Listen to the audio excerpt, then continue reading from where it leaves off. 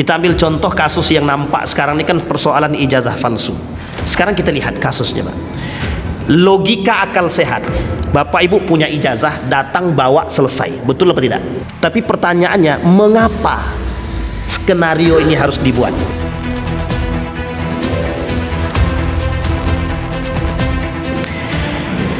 Baik Bapak Ibu, di malam hari ini saya ingin membahas 3 hal. Yang pertama, hal pertama yang mau saya bahas, qaul az-zur, perkataan dusta. Yang kedua, syahadatuz zur, kesaksian palsu. Yang ketiga, al-halaful kadzib, sumpah palsu. Jadi semuanya palsu. Mulai dari qaul az-zur, perkataan palsu atau dusta. Yang kedua, syahadatuz zur, kesaksian palsu. Yang ketiga, al-halaful kadzib, sumpah palsu. Jadi semuanya palsu. Memang hidup ini banyak manipulasi. Saya mulai dari satu hadis dari baginda Nabi Muhammad sallallahu alaihi wasallam. Hadis ini familiar dan populer. Ra'suz dzunubi al-kadzibu. Kepala dari sekian banyak dosa itu. Jadi kepalanya di antara dosa itu al-kadzib, dusta, kepalsuan, manipulatif. Jadi kalau dalam hadis Nabi yang lain kata Nabi, ada orang yang berdusta itu di hadapan Allah itu yuktaba indallahi kadzab. Allah memandang dia sebagai ahli dusta. Jadi kalau ada manusia yang sekali berdusta itu enak rasanya dusta itu. Berbohong itu dianggap enak, jadi akan terus menerus deh. Jadi menjadi satu ahli dusta. Nah, kadzab di sini jamak dari kalimat kadzibun. Kadzibun, kadzibani. Kalau banyak pelakunya dan sering dia melakukan dusta ini, kadzab namanya. Makanya ada namanya Musailama al-Kadzab. Siapa Musailama al-Kadzab itu? Nabi palsu yang ada pada masa era pergantian dari baginda Nabi Muhammad SAW sampai kepada masa Abu Bakar Siddiq. Jadi pada masa Abu Bakar itu tugasnya banyak. Tugas yang utama Abu Bakar ketika itu mengumpulkan Al-Quran dengan Umar bin Al-Khattab. Ternyata dilalah di tengah perjalanan pengumpulan Quran tadi, ada yang harus dilakukan oleh Abu Bakar Siddiq. Yang pertama, manusia murtad. Alladzina yartadduna an dinil Islam, mereka yang keluar daripada agama Islam. Wafat Nabi yang murtad banyak. Nabi masih hidup, ini kita lihat sesi pemurtadan. Kita lihat dalam sejarah di mana momen-momen terjadi murtad. Momen pertama terjadi pemurtadan itu bukan pemurtadan, terjadinya irtadda, yang keluar banyak keluar daripada Islam. Yang pertama ketika Nabi diperintahkan oleh Allah merubah kiblat. Nanti kita lihat sisi dusta daripada kaum Yahudi dan Nasrani. Ketika peralihan kiblat yang sekarang disebut dengan Masjid Qiblatain. Masjid Qiblatain. Dari menghadap ke Masjidil Aqsa langsung diperintahkan fawalli wajhaka syatral Masjidil Haram. Balikkan dan hadapkan wajahmu ke Masjidil Haram. Dipindah tuh 180 derajat Celcius. Langsung menghadap ke Masjidil Haram. Langsung ketika itu kaum Yahudi langsung murtad. Jadi yang murtad pertama itu siapa? Yahudi. Kemudian yang murtad selanjutnya siapa? Yang murtad selanjutnya itu kaum-kaum munafik yang keluar daripada barisan Nabi. Kenapa dia keluar? Dia mengikut kawannya. Tapi satu sisi dia tak jadi ikut. Satu sisi ikut kawan, satu sisi ikut muslim. Jadi dia abu-abu. Nah, itu yang banyak pada masa Nabi, abu-abu. Apa tujuan Allah merubah dari kiblat dari Masjidil Aqsa ke Masjidil Haram? Satu aja. Allah pengen tahu mana yang betul-betul beriman kepada Allah. Akhirnya nampak, kata Yahudi, kami beriman kepada Muhammad karena Muhammad kiblatnya sama. Kami orang Yahudi kiblatnya juga Masjidil Aqsa. Karena kami tahu di dalam Masjidil Aqsa itu ada yang kami inginkan, kiblatnya sama, kan masuk Islam. Ternyata setelah dipindahkan kiblat mereka langsung berdusta, berbalik langsung. Apa dia kata? Muhammad penipu, Muhammad perusak. Muhammad bukan dari golongan kami, dan lain sebagainya. Salah satu alasan Yahudi kenapa tidak mau beriman kepada baginda Nabi, karena Muhammad bukan dari golongan mereka, bukan dari Bani Israel, padahal kakeknya sama, Ibrahim. Jadi ini poin penting. Di mana letak dustanya? Kedustaannya adalah mendustakan Allah dan Rasulnya. Irtadda an dinillah, ketika mereka keluar daripada agama Islam, mereka sudah mendustakan Allah dan Rasulnya.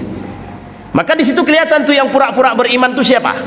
Dua pura-pura beriman ketika itu pada masa Ahdul Madinah atau Ahdul Yasrib namanya. Pada masa era perubahan dari Yasrib ke Madinah itu, perubahan nama dari Yasrib ke Madinah, itu dua yang melakukan kedustaan. Satu orang kafir, Yahudi, Quraisy dan lain sebagainya macamnya. Yang kedua orang munafik. Nah, jadi munafik itu dari dulu sampai sekarang ada terus tuh Pak. Saya bawa bukunya Pak. 30 tanda orang munafik, Dr. Ed Al-Qarni. Munafik secara keyakinan. Oh, itu berat sekali kajiannya itu. Terlalu banyak manusia munafik di muka bumi ini, sehingga susah mencari mana yang tak munafik, itu susah. Jadi hanya orang-orang yang berpegang teguh dengan agama dan nilai. Kembali kepada poin tadi, pada masa peralihan yang pertama. Yang kedua, orang yang murtad, yang terjadi murtad besar-besaran ketika wafatnya baginda Nabi Muhammad SAW. Jadi ketika baginda Nabi wafat, itu yang di Mekah, setengah penduduk Mekah murtad. Dan sebagian besar, bukan sebagian besar lagi, beberapa orang yang ada di Madinah murtad juga, terusus di bagian perbatasan, murtad. Berarti selama ini mereka masuk Islam bukan karena Allah, bukan, cari selamat. Dianggap Muhammad ini punya kekuatan, baginda Nabi punya kekuatan, terutama pada kekuatan ekonomi yang ketika itu dipegang oleh penduduk Madinah, yang mayoritas mereka sudah dipegang oleh baginda Nabi Muhammad SAW. Uniknya, rata-rata beriman masuk, termasuk salah satunya Musailam al-Kadzab, pemimpin kaum munafik termasuk salah satunya adalah Abu Ubaid bin Salul, pemimpin kaum munafik Madinah yang menjadi gembong kemunafikan ketika itu. Singkat cerita, dua hal ini, dua momen ini terjadi pemurtadan yang besar-besaran, termasuk salah satunya pada masa perubahan antara baginda Nabi ke Abu Bakrin Siddiq. Singkatnya Bapak Ibu sekalian yang berbahagia, muncul seorang nabi yang bernama Musailam al-Kadzab. Dia ada 3 nabi, satu di antara 3 ini adalah Musailam al-Kadzab. Kenapa kok nama terakhirnya Kadzab? Pendusta. Memang ahlinya dia di bidang dusta itu, memang ahlinya dia, pekerjaan dia. Maka disebutlah, dapat julukan yang disebut dengan Kadzab. Ketika Abu Bakar Siddiq menjadi khalifah, yang dilakukan oleh Abu Bakar ketika itu menumpas orang murtad. Yang kedua yang ditumpas adalah mereka yang mendustakan syariat agama. Mereka yang mendustakan syariat Allah, hukum Allah. Apa syariat yang mereka dustakan? Zakat. Zakat secara kontan, kami tak mau membayar zakat, persis seperti yang dilakukan oleh kelompoknya Qarun. Jadi datang tuh kelompok-kelompok yang tak mau bayar zakat, katanya malas kami bayar zakat, capek-capek aja. Kenapa Abu Bakar ketika itu memerangi? Kalau tidak diperangi Abu Bakar ketika itu, sampai hari ini tidak ada namanya istilah wajib zakat, itu tidak ada. Uang sampai sekarang wajib zakat jelas, tetap banyak yang tak mau. Justru banyak yang mendustakan syariat itu. Apa contoh mendustakan itu? Pura-pura tidak mampu, diperbanyak hutang biar tak bayar zakat. Pokoknya aku mau beli mobil lah, mobil sudah ada, beli lagi. Nanti kalau mobilnya nyicil, kan pendapatannya jelas, langsung dikurangi kewajiban. Setelah ditengok cuma 2 juta bersihnya, tak jadi zakat lah, kata dia. Itu namanya mencari celah biar tak zakat, biar tidak berzakat. Yang kayak gini nih, itu sangat dimurkai oleh Allah. Itu ghadiballahu alaihim, Allah murka terhadap mereka, sengaja mencari celah untuk tidak mau bayar zakat. Makanya kata Syekh Yusuf Al-Qardawi, jangan tengok bersihnya. Kalau ditengok bersihnya, banyak orang kaya yang tak berzakat. Kenapa? Lebih banyak hutang daripada pendapatan, kata dia. Sekali ditengok hutangnya banyaknya minta ampun, 10 juta. Setiap bulan harus keluar 10 juta, sementara pendapatannya cuma 15 juta, 5 juta, tak wajib zakat kalau ditinjau bersihnya. Tapi kalau ditinjau keutamaan semuanya, dia wajib zakat. Tapi kalau ditinjau bersihnya per bulan, tak wajib zakat dia. 5 juta kali 12 berapa tuh? 60 juta baru. 60 juta apa wajib zakat? Tak, 85 juta baru wajib zakat. Tergantung harga emas. Tergantung harga emas. Pertanyaannya adalah banyak jalan untuk mencari celah agar tidak membayar zakat dengan memperbanyak hutang. Maka kata Syekh Yusuf Al-Qaradawi, tidak ada begitu.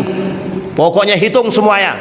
Berapa pendapatannya? 15 juta, bayar semua. 15 juta hitung setahun, langsung keluarkan. Kata Yusuf Al-Qaradawi begitu. Karena kalau ditunggu bersih, tak ada yang mau berzakat, katanya. Banyak orang berdusta, banyak, termasuk pada masa itu. Pengikut baginda Nabi Muhammad SAW yang murtad dari Islam, kemudian banyak orang muslim yang tak mau bayar zakat, diperangi sama Abu Bakar, dirampas, diambil hartanya, disampaikan oleh Abu Bakar bahwa wajib zakat, sekalipun baginda Nabi meninggal, zakat wajib. Yang kedua. Yang ketiga, muncul nabi palsu yang disebut dengan Musailamah Al-Kadzab di perbatasan, yang ingin ketika itu melakukan tandingan terhadap Al-Quran. Dia mendustakan agama yang dibawa oleh baginda Nabi Muhammad sallallahu alaihi wasallam. Jadi ketika pemurtadan ini dilakukan oleh Abu Bakar Siddiq, begitu juga dengan Umar bin Khattab, sampai-sampai urusan pengumpulan Al-Quran ditahan. Nanti dilanjutkan kembali pada masa Utsman bin Affan, sekaligus ditadwinkan, dicetak langsung atau dijilid langsung.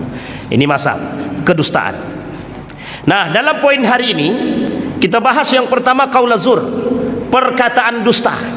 Kalau perkataan dusta ini kita sudah banyak temukan, dan Nabi sendiri sudah bilang, sudah katakan, kelak di akhir zaman akan muncul 70 para pendusta, dan kita sudah tahu itu 70 para pendusta itu hanya bahasa kiasan. Kata ulama hadis, bukan 70, lebih banyak manusia yang lebih. Kita ambil contoh bahasa kiasan ini. Kata Nabi, kelak di akhir zaman umatku ini akan terpecah menjadi 73 golongan. 71 Yahudi, 72 Nasrani, 73 umat muslim. Semuanya 71, 72, 73 semua masuk ke neraka kecuali satu, Ahlus Sunnah wal Jamaah. Ini ternyata bahasa kiasan. Maksudnya apa? Saking banyaknya aliran sesat kelak yang akan muncul di muka bumi ini. Dari data yang kita terima dari Majelis Ulama Indonesia, lebih daripada 1000 aliran sesat di Indonesia. Lebih daripada 1000. Pertanyaannya, sedikit apa banyak? Sedikit atau banyak? Banyak. Dan tersebar di beberapa kota, termasuk salah satunya di provinsi Riau. Ada banyak aliran-aliran sesat rupanya. Ada Syiah, ada Khawarij, ada kelompok kajian yang menghalalkan memegang istri orang. Coba bayangkan tuh. Jadi halal memegang istri orang. Atau ada syarat, jika anak gadis jamaah itu mau menikah, harus diuji dulu oleh mursyidnya. Ini sesat betul, itu bukan sesat lagi, digandal aja kepala bapaknya sekalian itu. Itu aneh itu Pak, betul-betul aneh itu. Dan uniknya itu ada pengikutnya itu. Itu aliran sesat. Kembali kepada poin tadi, itu bahasa kiasan kata Nabi. Berarti sab'ina kadzaban itu apa? Akan banyak muncul ribuan manusia, para munafik pendusta. Qaul zur, perkataan dusta. Perkataan dusta ini disematkan kepada orang-orang para pelaku dusta, yang oleh Nabi, baginda Nabi Muhammad SAW, mereka yang berdusta maka akan disematkan oleh Allah, akan dijuluki oleh Allah para pendusta di mata Allah. Pertanyaannya, dusta yang seperti apa? Satu, dusta untuk diri dia sendiri. Yang kedua, berdusta atas nama agama. Yang ketiga, berdusta atas nama Allah dan Rasulnya. Ketika berdusta atas nama diri sendiri, inilah yang disebut dengan ayatul munafik salasah. Tanda orang munafik 3. Idza haddasa kadzaba, wa idza wa'ada akhlafa, wa idza tumina khana.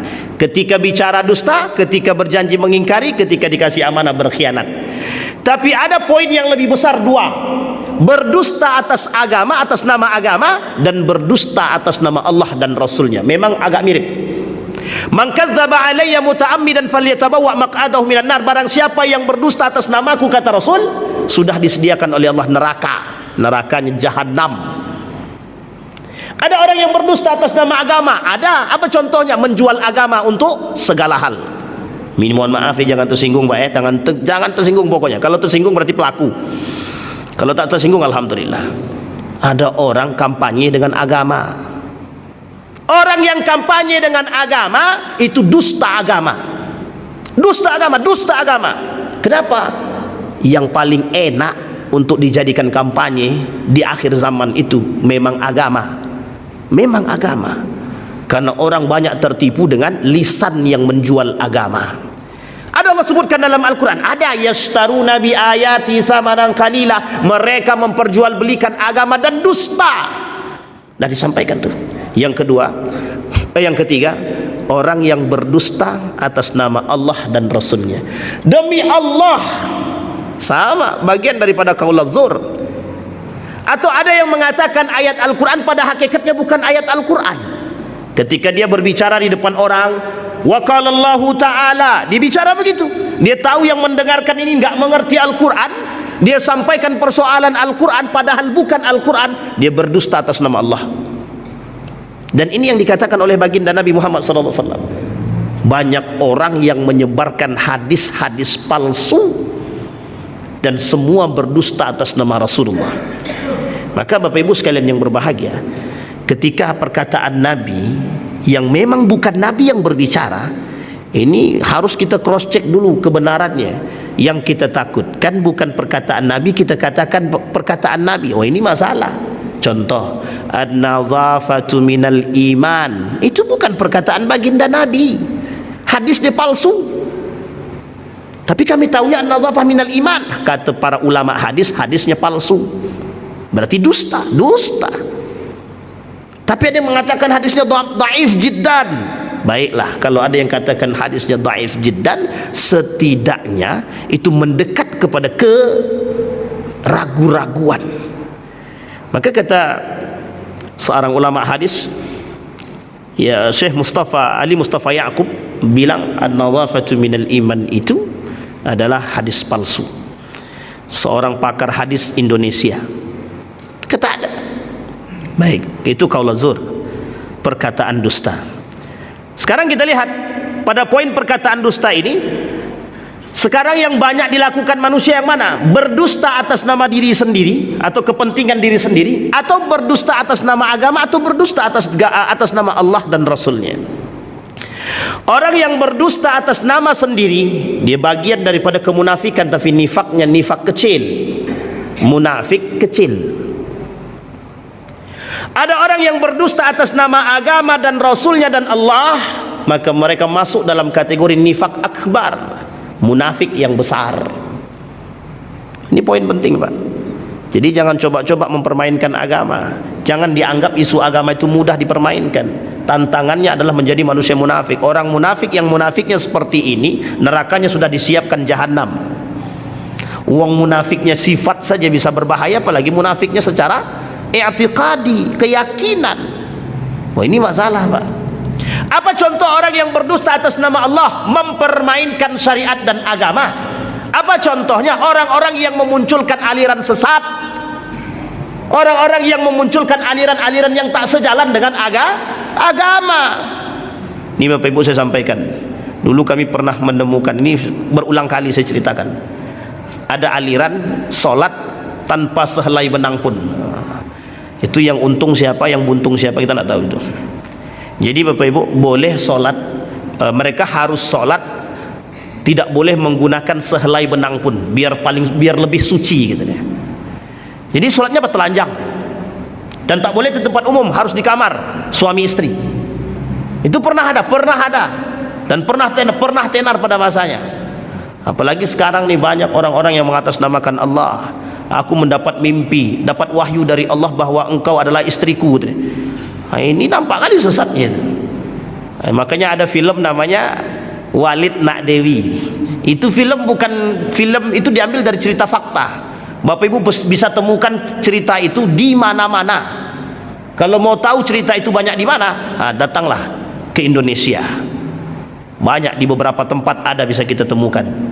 Mau di Sumatera, Pulau Jawa ada yang mengatasnamakan begitu. Dan uniknya ada orang yang berdusta atas nama agama dan syariat. Kita ambil contoh, ini mungkin agak bisa dikategorikan kepada sedang mendukung ibu-ibu. Kemarin malam ada yang datang begini, Ustaz, demi Allah Pak Ustaz, ane pengen nikah lagi Pak Ustaz. Kenapa? Istri ane itu Ustaz nggak mau dia, ane ajak nggak mau dia. Kan poligami ini Ustaz sudah sunnahnya Nabi, harus kita turuti gitu. Saya bilang, Anda tahu dari mana? Hadis Nabi Pak Ustaz. Kita tanya, kita cari, kita telusuri, ternyata dia sudah suka sama perempuan lain. Ini nafsu setan, saya bilang. Ini Anda berdusta atas nama hadis Nabi. Anda gunakan hadis Nabi untuk memenuhi kepentingan dan hasrat. Haram-haram, dosa-dosa besar. Menggunakan ayat Al-Quran demi kepentingan, menggunakan hadis Nabi untuk memuaskan hasrat, itu yang paling banyak terjadi di akhir zaman. Lisan berbicara untuk membenarkan perbuatan, tapi dalam hati dia ada kepentingan, bukan untuk maslahat. Saya tak kata siapa-siapa, saya tak kata siapa-siapa, tapi itu yang kita temukan. Banyak orang berkata dengan Al-Quran dia paham betul dengan Al-Quran, paham betul, tapi dia jadikan Al-Quran ini untuk menutupi kesalahan dia. Dia jadi seolah-olah dalil yang dia sampaikan itu menutupi kebusukan dia. Boleh begitu? Tak boleh. Ada orang salah, dia lakukan satu perbuatan yang salah, dia kata Nabi pernah buat begitu. Kita ambil contoh.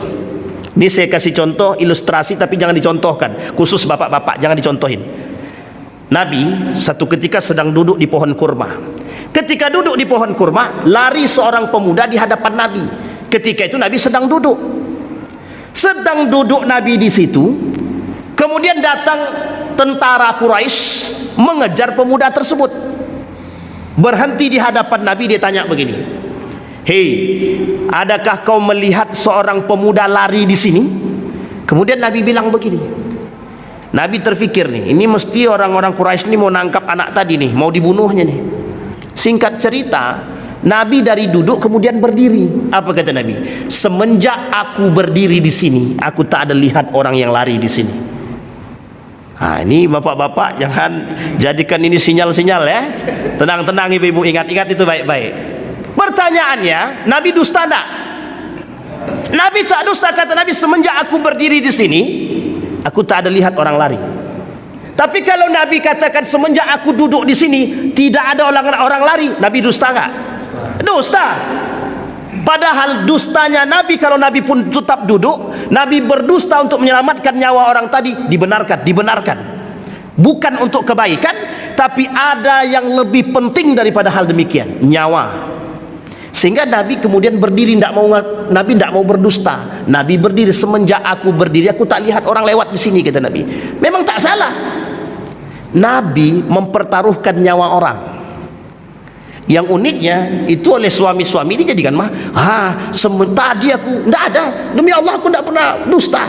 Semenjak aku berdiri di sini aku tak ada lihat perempuan manapun. Iya tadi pas duduk, itu masalahnya. Ini poin penting Pak. Jadi jangan salah, yang dipertaruhkan oleh Nabi itu apa? Nyawa. Dan jangan mempermainkan. Ini banyak orang yang mohon maaf mempermainkan agama, terutama pada urusan poligami ini Pak. Banyak sekali. Jadi ada orang tadi malam bertanya tentang persoalan poligami. Dia bilang begini, aku sudah suka dengan perempuan Ustaz, gini-gini, dicarikan alasan semua. Saya tembak langsung, itu syaitan, saya bilang. Kenapa saya bilang syaitan? Kalau rumah tangga dalam pengen poligami, menikah dengan perempuan yang lain tapi justru membuat rumah tangga yang satu lagi sudah hancur, itu sebenarnya bukan mendatangkan manfaat, tapi justru itu yang diancam sama Allah. Dia tak berhasil membangun rumah tangga yang baik, dia hancurkan rumah tangga itu, dia cari jalan lain untuk membangun rumah tangga yang lain. Artinya kalau pengen membangun yang baru, yang lama jangan dihancurkan. Oh tapi kan harus dihancurkan Ustaz biar lebih cantik dia. Itu lain modelnya. Ini bisa harus dipahami. Baik, qaul zur, perkataan dusta. Ada orang berdusta atas nama Allah, ada orang berdusta atas nama Rasulullah, ada orang berdusta atas nama agama, ada orang berdusta atas nama Al-Quran dan lain sebagainya. Qaul zur. Dalam keseharian kita, saya yakinnya tidak ada satupun manusia di antara kita ini yang tidak pernah berbohong. Itu tidak ada. Saya yakinnya mesti ada kita pernah berbohong. Betul ya? Pernah Bapak Ibu berbohong? Adakah di antara Bapak Ibu yang tidak pernah selama hidupnya 70 tahun tidak pernah berbohong? Kalau tidak pernah, saya akan tuntut ilmunya sama beliau. Tapi saya yakin tak pernah. Kenapa? Saya yakin tidak ada. Kenapa? Karena mesti kita pernah berbohong. Dan ingat Bapak Ibu sekalian yang berbahagia, tidak ada istilah berbohong demi kebaikan. Tidak ada istilah berbohong demi. Bapak Ibu berbohong demi membantu orang lain, berbohongnya Bapak Ibu tetap salah, membantu orang lain dapat pahala. Jadi tinggal kuat-kuatan, kalau pahalanya lebih besar menutupi kebohongannya, menutupi dosa dia. Tapi kalau kebohongannya lebih tinggi daripada kebaikannya atau pahalanya, ya itu otomatis. Jadi tidak ada istilah namanya berbohong demi kebaikan, tidak ada. Tapi ada pernah dilakukan oleh Nabi Ustaz. Ketika makan, kemudian dikatakan tak enak, dikatakan enak, kan berdusta Ustaz. Ini poin nih. Ada yang kedua lagi Ustaz. Ini bukan dijadikan dalil, hanya dijadikan untuk sebagai pendamai. Nabi lakukan ini bukan sebagai dalil, bukan. Nabi melakukan ini ingin mendamaikan hati istri dia biar tak terjadi rusaknya rumah tangga. Boleh begitu Ustaz? Boleh, tak ada salah. Tapi jangan cari celah, jangan sengaja. Itu bedanya kita dengan Nabi. Memang tak enak masakan bini aku nih. Dicarinya makan lain, rupanya bini orang lebih enak masak lagi, kata dia. Ini masalah. Di hari ini berbohonglah dia. Kan boleh Ustaz? Tidak boleh kalau begitu. Yang kedua. Sekarang yang kedua adalah syahadatu zur, bersaksi palsu. Ini sulit nih kalau dah saksi ini. Persoalan persaksian palsu ini. Apa kata Allah? Ya ayyuhalladzina amanu kunu qawwamina lillahi syuhada'a bil qisti wa la yajrimannakum syana'anu qaumin alla ta'dilu i'dilu huwa aqrabu littaqwa wattaqullaha innallaha khabirum bima ta'malun. Kita garis bawahi kalimatnya. Kunu qawwamina lillahi syuhada'. Kemudian kalimat selanjutnya digandeng bil qisti. Jadi manusia, jadilah kalian orang-orang yang bersaksi atas nama Allah dengan keadilan dan kejujuran. Wala yajrimannakum syana'anu qaumin, jangan kalian menyiksa orang dengan persaksian palsu kalian. Paham maksudnya ini Pak? Bisa dipahami? Jangan menjadi orang yang bersaksi atas kedustaan sehingga menzolimi orang lain yang disaksikan. Kita lihat nanti di akhir apa ancaman bagi pelaku syahadatuz zur itu. Bagaimana harus menembusnya. Kata Allah dalam Al-Quran, wala taktumus syahadata wa may yaktumha fa innahu athimun qalbuh wallahu bima ta'maluna alim. Kata Allah, jangan kalian sembunyikan kebenaran, persaksian yang benar dari diri kalian. Karena kalau seandainya kalian menyembunyikan, itu termasuk dosa yang besar, menzolimi orang, dan bagian daripada dosa hati yang kalian tak berani mengatakan kejujuran. Sekarang saya katakan, saya tanya sama Bapak Ibu, adakah pelaku persaksian palsu ini? Adakah tidak? Saya kasih tahu contoh Bapak Ibu. Beberapa tahun yang lalu, seorang anak menggugat ibunya di pengadilan agama dengan urusan warisan. Dia masukkan ibunya ke dalam penjara dengan mendatangkan saksi palsu dari tetangga-tetangga yang sudah dia bayar hanya untuk mendapatkan warisan daripada ibu dia. Dia jebloskan ibu kandung dia ke dalam penjara, dan dia berbahagia dengan apa yang dia dapat. Tak sampai setahun, harta yang dia dapat habis semua. Tapi uniknya Ustaz, dia datangkan persaksian itu yang menjadi masalah. Dia berani mendatangkan tukang saksi, dan uniknya lagi yang bersaksi mau. Apa kata dia? Kata tukang saksi ini, kan kami dapat duit Ustaz, kami butuh duit Ustaz. Demi uang yang tidak seberapa, kita menzolimi manusia yang ternyata azab dan ancamannya dunia dan akhirat. Jadi ibu-ibu, bapak-bapak, jika ada orang datang kepada bapak-bapak, ibu-ibu, bertanya tentang si fulan bin fulan, Pak, bapak kenal si fulan itu? Oh kenal, anaknya baik, cerdas. Tahu-taunya peminum, pemabuk, pezina. Kita tutupi Pak. Kira-kira dosa enggak kita? Dosa enggak kita, Pak? Itu yang banyak terjadi sekarang. Tapi kan itu anak kawan saya, Pak Ustaz. Kalau tahu kebejahatannya, jangan jadi saksi atas kezaliman yang pernah dilakukannya. Kita ambil contoh Yazid ibn Muawiyah. Ulama Syam bersaksi, kata ulama Damaskus, kami bersaksi akan kefasikan Yazid ibn Muawiyah. Tapi Muawiyah tidak mau tahu. Muawiyah tetap pilih anaknya jadi pengganti Muawiyah ibn Abi Sufyan yang nama anaknya Yazid ibn Muawiyah. Tahu Bapak Ibu, ini masalah dinasti Umayyah. Oleh sebagian sejarawan mengatakan inilah dasar pertama nepotisme dalam Islam.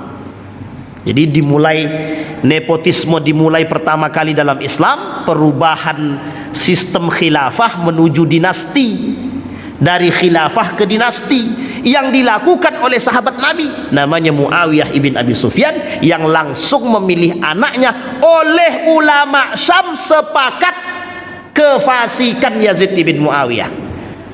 Ini saksinya benar, kami bersaksi kefasikannya, tapi tetap diangkat jadi pemimpin. Coba bayangkan uniknya, Pak.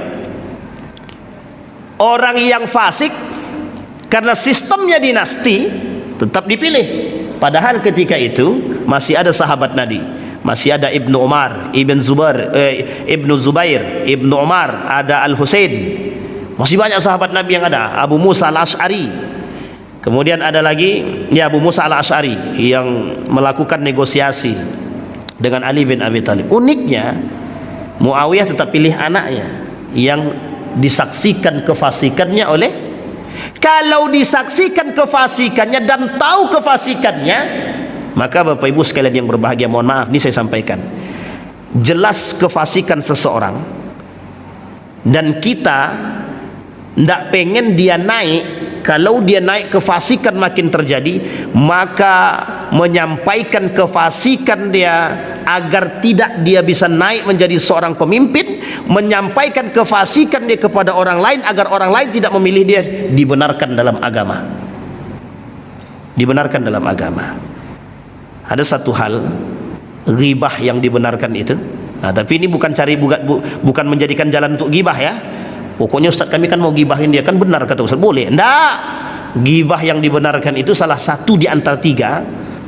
Ketika ada seseorang atau rumah tangga suami istri sedang berantem, Bapak Ibu tahu aib masalah mereka, Bapak Ibu sampaikan aib ini kepada pemuka agama agar pemuka agama ini menjadi mediator dalam rumah tangga mereka. Cara Bapak Ibu menyampaikan aib ini kepada para alim ulama itu dibenarkan dengan tujuan mencari maslahat di antara dua kepala tadi, rumah tangga tadi. Boleh, tak ada salah. Cuman yang menjadi masalah, gibah yang salah itu, aib itu kita sebarkan. Tahu enggak kau? Tadi malam si Fulan bin Fulan berantem dia. Kenapa? Suaminya asik selingkuh ya. Itu enggak nyebarkan aib, itu enggak mencari maslahat itu. Itu menjadi kompor, menambah api dia, biar semakin terbakar dia. Sampai di sini paham ya Ibu ya? Sekarang kita lihat, adakah contoh persaksian palsu itu? Ada, banyak. Maka mohon maaf Bapak Ibu, orang yang punya kuasa dengan harta hari ini mampu membeli suara orang-orang untuk dijadikan saksi. Yang penting dia bisa mendapatkan apa yang dia inginkan. Maka tak salah ketika Imam Al-Ghazali bilang itu, orang punya duit itu bisa beli apa aja, termasuk suara manusia, termasuk para saksi-saksi yang dihadirkan itu, saksi-saksi yang sesuai dengan dia, yang akan membenarkan perkataan dia. Maka Bapak Ibu, mohon maaf ya, pengacara-pengacara itu, hakim-hakim itu berat Pak. Pertanggungjawabannya di akhirat itu besok berat, itu sangat berat sekali. Apa kata Nabi dalam hadisnya begini, al-qudatu thalathah, hakim itu tiga, qadiyani finnar wa qadin fil jannah, katanya. Dua dalam neraka, satu dalam surga, katanya. Nah, coba bayangkan tuh. Termasuklah tuh hakim, pengacara, segala macam tuh. Ada pengacara yang membenarkan yang salah. Betul apa salah itu? Yang penting kan kami dapat duit, Ustaz. Masalahnya cuma duit. Jadi salah dibenarkan itu sudah menjadi masalah itu. Coba persaksiannya bagaimana di hadapan Tuhan itu. Kalau tidak kayak gini gimana? Itulah Ustaz yang susah tuh Ustaz. Kalau dapat orang yang masalahnya itu sudah jelas-jelas salah, kata dia. Apa yang harus dilakukan sebagai seorang pengacara ketika mendapatkan seorang yang sudah mesti salah, sudah pasti salah, dan sudah tahu salah? Kita jangan membenarkan, setidaknya mencari keringanan hukuman. Itu yang dilakukan. Kalau membenarkan yang salah berarti kita berdusta, memanipulasi, mesti begitu. Nah, ini yang kita takutkan Pak. Banyak sekali manipulasi itu sekarang. Nah, ini yang kita takutkan, manipulasi seperti ini nih banyak sekali terjadi. Bahasa lainnya apa namanya itu? Kuitansi palsu gitu. Bukan hanya ijazah aja yang palsu, kuitansi juga banyak yang palsu sekarang. Ijazah palsu, kuitansi palsu, kuitansi ini tidak jelas. Ini maunya satu negara ini diaudit semua, bahaya juga ya. Nah, ini poin penting Pak. Jadi kalau bahasa Nabi, Dajjal itu udah banyak gitu ya. Dajjal benarannya belum turun memang, Masih Dajjalnya belum turun, tapi manusia yang menyerupai Dajjal itu udah banyak katanya. Makanya disebut oleh Nabi dalam hadisnya Dajjaluna kadzabun, para pengikut Dajjal dan menyerupai sifat-sifat Dajjal. Sekarang Bapak Ibu coba tengok, susah apa mudah mencari orang yang benar itu sekarang? Hampir sulit Pak, hampir sulit mencari orang yang benar itu. Aku tidak tahu si Fulan bin Fulan itu bisa tidak ya dipegang kata-kata dia. Ternyata yang kita betul-betul kita bilang amanah, awak dikhianatinya kan. Nah, ini manusia-manusia munafik di akhir zaman itu. Baik, kembali kepada poin tadi, persaksian palsu. Saya tidak tahu Bapak Ibu, apakah kasus-kasus yang terjadi ini banyak menghadirkan para saksi-saksi yang palsu. Dulu ada namanya Munir yang meninggal. Dulu pernah terjadi Pak, di salah satu kota di Indonesia ini pernah seorang wanita diperkosa. Sampai hari ini kasus itu tak pernah terungkap. Sampai hari ini tak pernah terungkap. Seorang perempuan itu diperkosa oleh seorang anak pejabat, tapi tidak di sini. Cuma karena dia bisa membeli suara orang dan dia tutupi sampai hari ini. Dan kami pernah baca berita itu beberapa tahun yang lalu, dan itu sadis Pak. Nah, ada judul ini judul buku Bapak Ibu, kalau cari mungkin agak susah mencarinya karena buku ini saya kira sudah tidak terbit lagi. Judul bukunya Indonesian X-File, ada 2 jilid. Itu buku ilegal agaknya. Di situ disampaikan oleh para apa namanya itu yang membedah ketika ada orang kecelakaan, kemudian ada ahli bedah forensik, banyak menemukan kasus-kasus yang sebenarnya itu benar tapi tidak boleh diungkapkan, karena kalau diungkapkan itu masalah. Nah, ini dalam buku itu disampaikan, judul bukunya Indonesian X-File. Oh, itu kalau dapat itu buku itu Bapak Ibu coba bacalah. Saya sudah baca buku itu dan saya punya buku itu gitu. Ya Allah, manipulasi semua isi muka bumi ini Pak. Semuanya manipulasi aja isinya. Jadi menjadi manusia, seolah-olah kita di akhir zaman ini menjadi manusia yang baik itu sulit. Tantangan kita, hadapan kita dengan manusia-manusia yang sama. Karena pelaku kedustaan, kita tidak tahu mana kawan mana lawan sekarang. Yang kita kira kawan ternyata lawan gitu. Yang kita kira lawan ternyata kawan. Itulah manipulasi dunia. Makanya sekarang ini disebut oleh para pengamat itu dusta global, kebohongan global. Kalau dalam bahasa ilmiahnya the big liar. Kata Kanada, dulu Kanada pernah bilang begini, satu ketika Kanada itu, kalau tidak Kanada Belanda, ketika kasus WTC itu Amerika minta kalau tidak Kanada atau Belanda itu untuk ikut serta dalam menyebarkan isu kebohongan itu. Apa kata mereka? Amerika itu the big liar katanya. Pendusta terbesar di muka bumi itu tuh Amerika katanya. Nah, coba bayangkan Pak. Nah, sekarang kita tidak tahu nih apa yang mereka lakukan di balik kelilingnya Donald Trump ke semua negara-negara Islam itu. Satu jelas investasi, itu jelas tuh. Yang kedua kita tidak tahu di balik itu rencananya apa. Bisa jadi di balik alasan Bill Gates menanamkan saham di Indonesia, nah, itu yang kita takutkan Pak, persoalannya itu gitu. Sampai di sini bisa dipahami Bapak Ibu. Yang terakhir, yang ketiga, al-halaful kadzib, sumpah palsu. Sumpah palsu ini itu banyak dilakukan oleh manusia.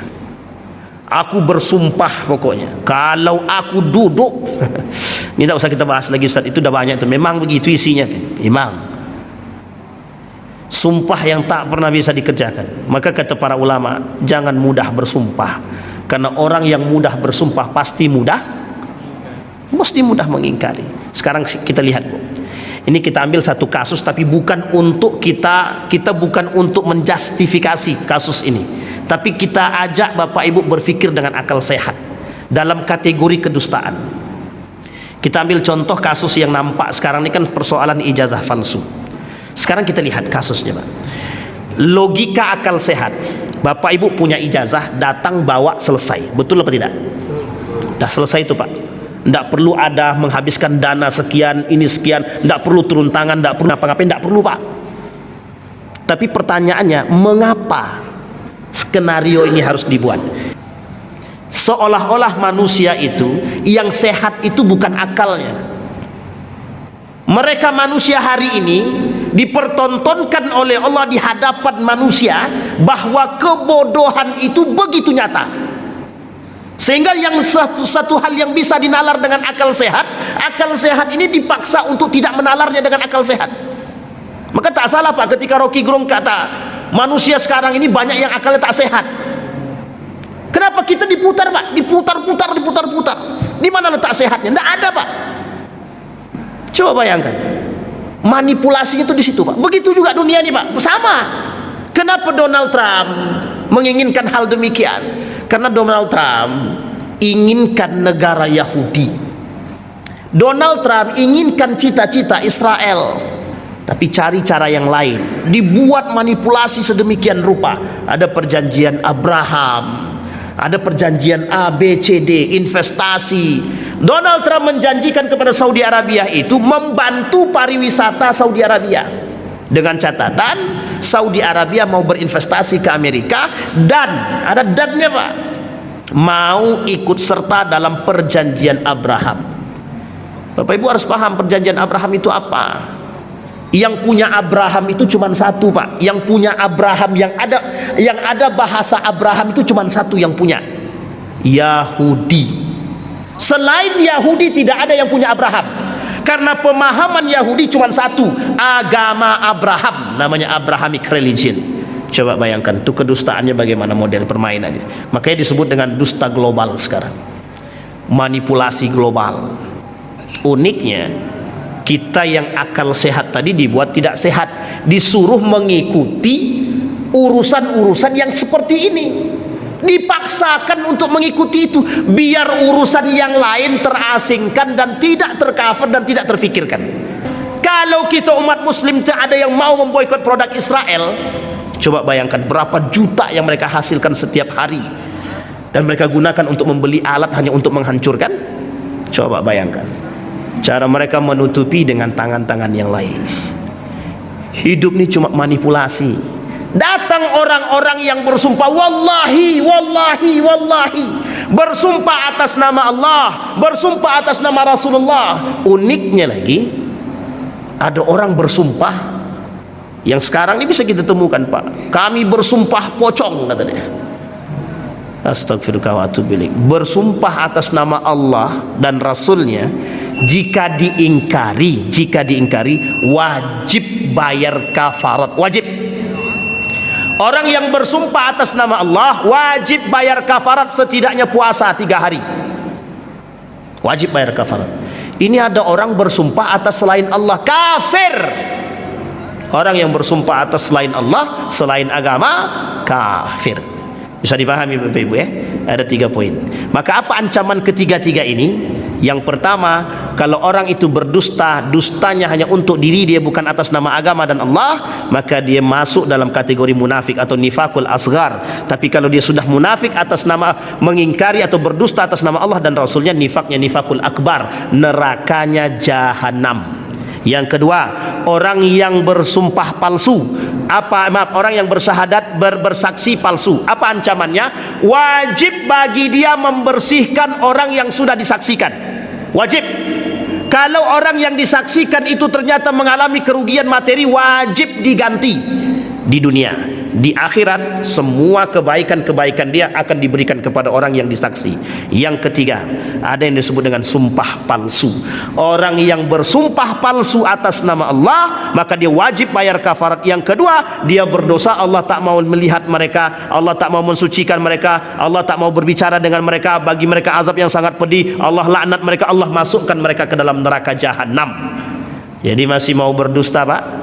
Masih mau bersaksi? Maka besok kalau ada orang minta jadi saksi, hati-hati, terutama masalah saksi nikah. Kalau tak tahu betul anak orang tu, jangan jadi saksi nikah, jangan, berat. Apalagi nih saksi-saksi kampanye itu, ini yang susah nih, Pak. Pertanggungjawabannya di akhirat, tidak cuma di dunia, Pak, di akhirat. Mudah-mudahan ada manfaat bagi kita semua, mudah-mudahan bisa menambah keimanan kita, mudah-mudahan bisa menjaga diri kita dari sifat nifak. Fa'tabiru ya ulil absar la'allakum tuflihun. Assalamualaikum warahmatullahi wabarakatuh.